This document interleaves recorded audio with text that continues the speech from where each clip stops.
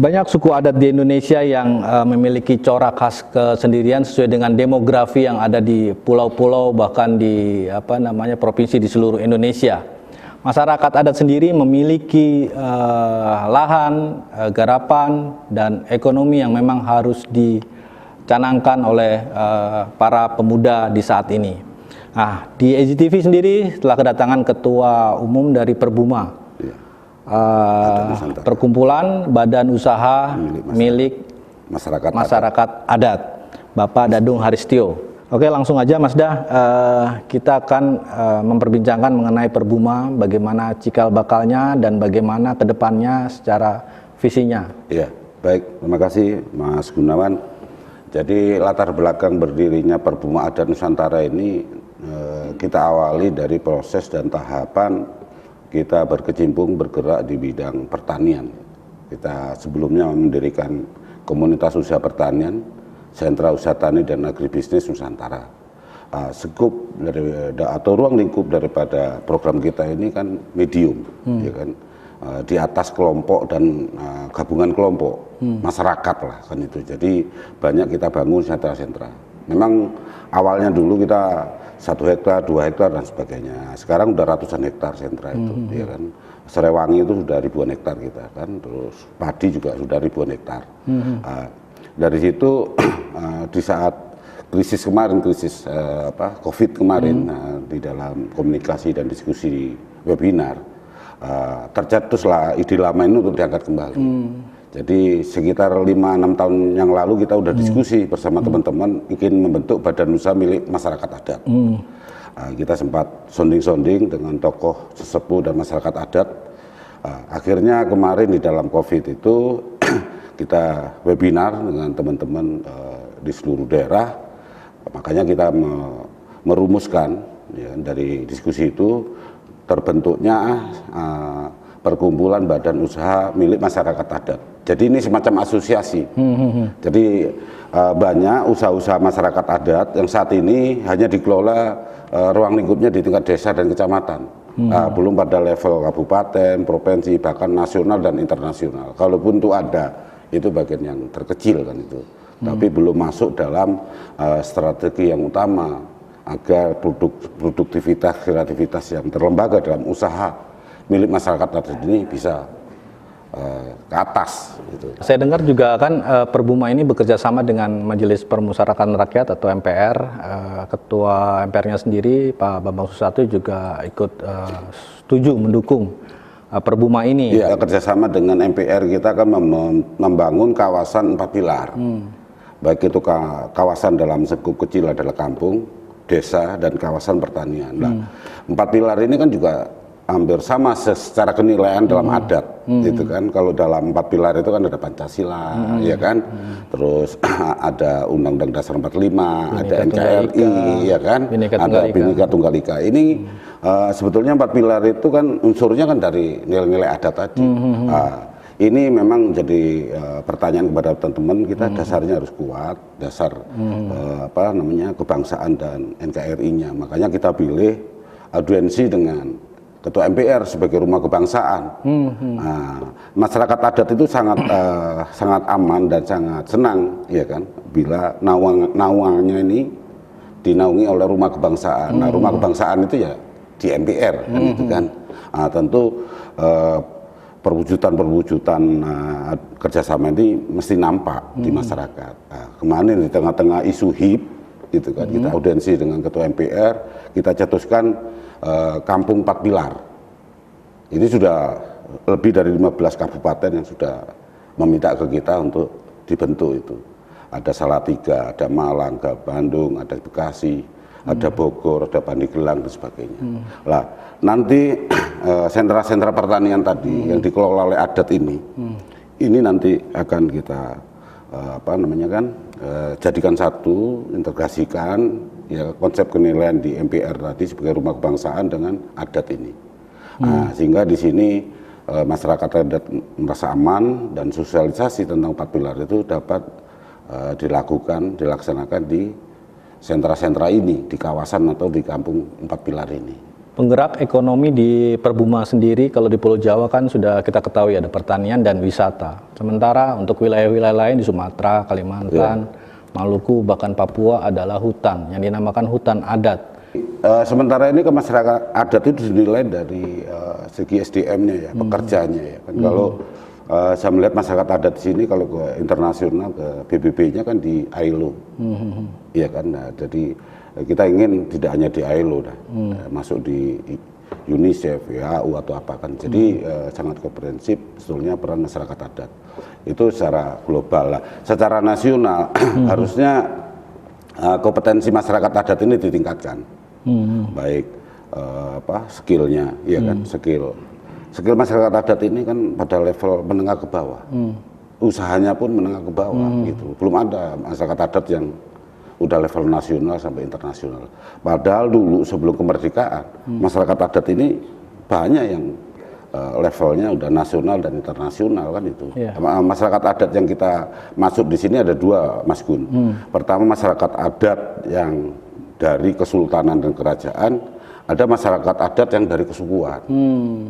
Nah, kebanyakan masyarakat adat yang dari kesultanan, ada beberapa kerajaan yang masih punya aset, tanah, ya kan, terus apa gitu punya itu. Nah, yang dari kesukuan ini yang kadang-kadang agak susah, karena sering berpindah-pindah dan sebagainya.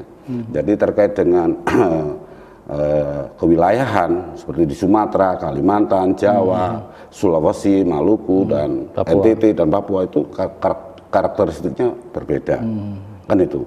Dan penguasaan asetnya juga berbeda. Kalau di Papua hampir 100% itu tanam di adat. Nah, kalau di NTT sebagian, kalau di Maluku juga sebagian besar. Tapi kalau di Jawa kan sebagian kecil adat, karena banyak dari keraton dan kerajaan yang muncul kan itu. Bagaimana aset-aset ini bisa di appraisal kan itu kan, bisa dikaji, dianalisa potensinya secara ekonomi ya kan ya. Lah inilah yang analisa potensi ekonomi ini bisa mengundang kemitraan baik dalam dan luar negeri. Kadang kita ngajak orang ke suatu daerah, tapi orang itu nggak tahu, iya kan, analisa potensinya seperti apa, mau investasi berapa, mau kerjasama apa yang diturunkan modalnya atau seperti apa. Gambaran-gambaran ini yang tidak tersentuh di adat.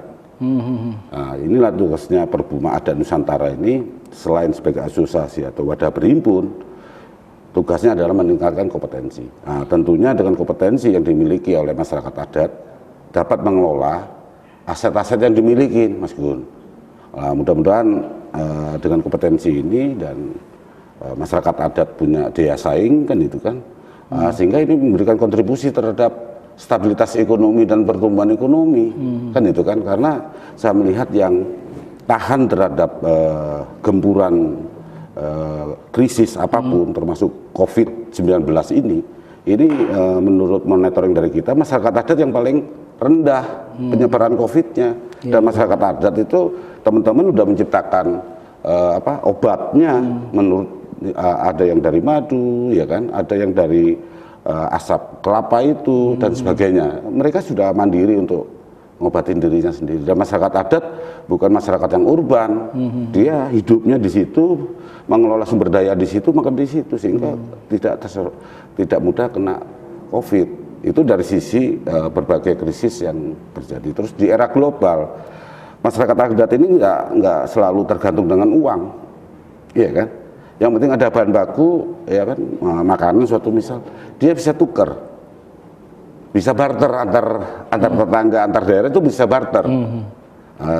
Ini punya singkong, ini barter apa, barter ternak dan sebagainya. Ini yang kadangkala tidak dihitung secara kebijakan. Inilah ketahanan ekonomi di masyarakat adat, sehingga krisis ekonomi itu sulit untuk menembus di masyarakat adat. Terkait masyarakat adat dan industri pertanian itu sangat berhubungan erat ya Mas Daya. Jadi mungkin ada konsep pelatihan. Jadi kalau saya ngambil data bahwa industri pertanian ini itu pertumbuhannya malah tinggi, dia 9,6% dibanding sektor-sektor lain, yang ada yang 1%, 2%, 3%. Soal pangan ini kan sementara ini ukuran kita kan produktivitas karbohidrat. Kita belum ngomong soal protein, soal gizi, kan itu. Kita bicara beras pun hitungannya kan berat, bukan klasifikasi berapa kandungan proteinnya, gizinya seperti apa, kan itu kan. Pertanian kita ini masih pertanian pangan, padahal ada pertanian yang untuk industri, untuk oil, iya kan, seperti cengkeh, pala, serewangi, itu lebih mahal, seperti vanili. Vanili 1 kilo sekarang ini menurut informasi 460.000 1 kilo. Sekarang kayak serewangi aja 1 liter itu 250, 1 kilo 250. Minyak cengkeh itu antara 300-400. Nah, inilah perlu teknologi pengolahan produksi pertanian supaya tidak hanya untuk makan saja, tapi untuk kesehatan, untuk minyak, untuk chemical, untuk kosmetik, macam-macam sebetulnya. Lah, kita masih fokus untuk memproduksi pangan. Nah, ini yang barangkali kita harus perhatiannya agak khusus, karena banyak di masyarakat adat itu kreativitas dan produktivitas yang belum tercantum dalam kebijakan di pemerintah. Vanili aja kemarin di Salatiga baru kali itu Pak Mentan tahu bahwa vanili itu belum terdaftar di Kementan, Kementerian Pertanian. Baru kemarin Pak Menteri Pertanian kita minta datang ke Salatiga, akhirnya terdaftar, dimasukin. Padahal itu kalau secara ekonomi dan kesejahteraan buat masyarakat petani lebih tinggi daripada nanam beras, padi. Nah, inilah kita lagi membuat sentra-sentra itu. Perbuma Adat Nusantara sudah membuat roadmap. Makanya tahun 2021 kita akan buat festival. Ini di Salatiga kita bulan September bikin festival Vanili Nusantara. Vanili Nusantara. Iya. Okay. Nanti kita di Bandung bikin festival kopi, di Garut kita bikin festival kentang, terus di Subang kita bikin festival serai, terus di Pandeglang kita bikin festival padi dan produksi beras, terus di Sumatera Selatan di Oki kita bikin festival ikan belida sama ikan patin. Nah, kenapa kita bikin festival? Festival untuk mengkonsolidasikan. Nah, kita bisa ukur kemampuan mereka seperti apa. Nah, ini untuk peningkatannya kita ukur tiap tahun. Makanya di sana ada konsolidasi potensi supaya kita tahu potensi dari potensi-potensi ini terdata dan terverifikasi sehingga kita bisa mengatur tata niaga perdagangannya. Nah, sehingga ada stabilitas produksi, stabilitas harga, stabilitas pasokan. Jadi tidak lagi musiman, iya kan?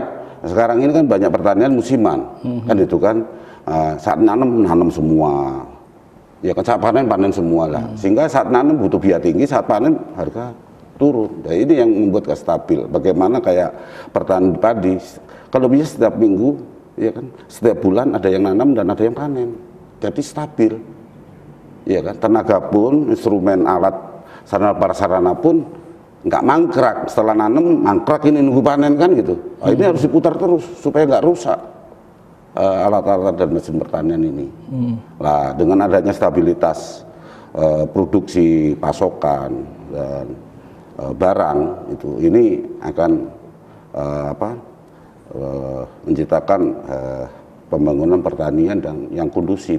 Ini ada nggak sih keinginan selain menggandeng kepala daerah, bahkan ketua MPR digandeng, bisa nggak sih nanti mewujudkan adanya perda-perda adat yang tadi akhirnya menimbulkan kewirausahaan dan oh iya, ada sosok-sosok sentral di daerah-daerah tersebut. Perbumaan kita bentuk, kita sudah uji coba untuk itu.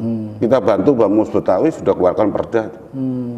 Itu ada perda 26 tuh Betawi tahun 2016, 14-16 tentang ikon-ikon Betawi itu. Sebenarnya sudah ada itu.